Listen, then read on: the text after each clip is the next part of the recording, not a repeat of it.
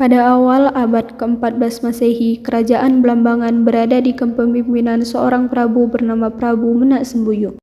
Ia adalah salah seorang keturunan Prabu Hayam Wuruk dari kerajaan Majapahit. Raja dan rakyatnya memeluk agama Hindu dan sebagian pula ada yang memeluk agama Buddha. Pada suatu hari, Prabu Menak Sembuyuk sangat gelisah.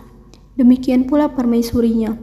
Putri mereka satu-satunya yaitu Dewi Sekardadu telah jatuh sakit selama beberapa bulan. Sudah didatangkan seorang tabib dan dukun untuk mengobati, tapi sang putri tak kunjung sembuh. Pada masa itu, kerajaan Belambangan sedang dilanda wabah penyakit. Banyak korban berjatuhan. Menurut gambaran babat tanah Jawa, esok sakit sorenya mati. Seluruh penduduk sangat prihatin, berduka cita, dan hampir semua kegiatan berhenti macet total.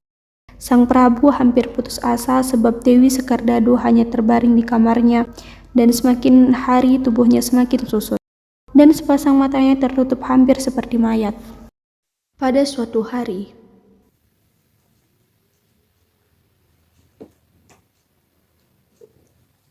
wahai Kanda Prabu, duduklah, ada yang ingin aku sampaikan kepadamu.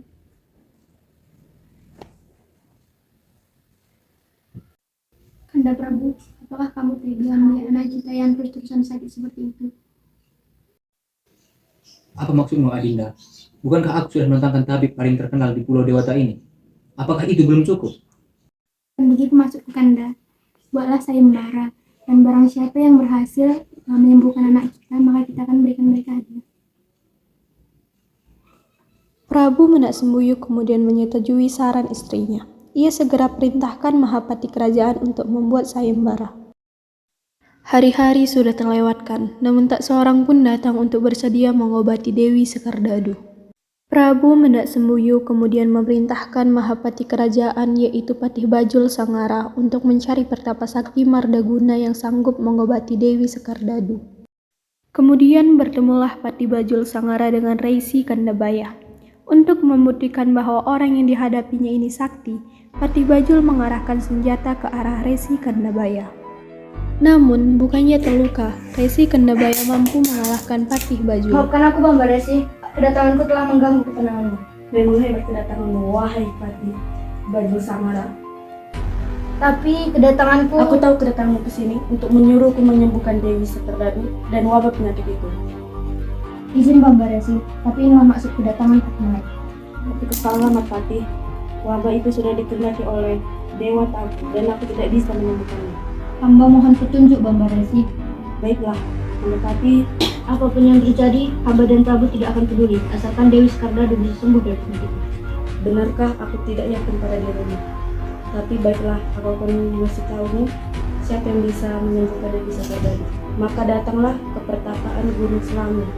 Akan tetapi, engkau tidak boleh kurang ajar kepadanya.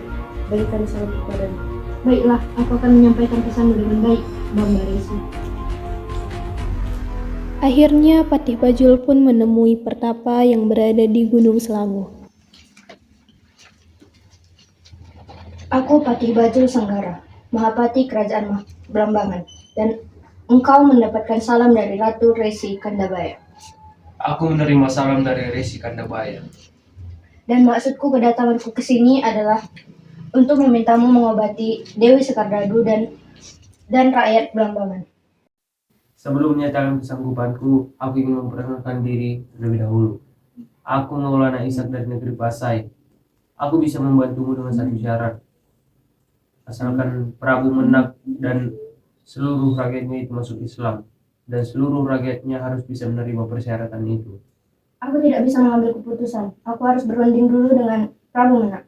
Setelah Prabu Menak Sembuyuk setuju dengan persyaratan yang diberikan, maka mulailah Syekh Maulana Isa mengobati Dewi Sekardadu dan juga rakyat Blambangan.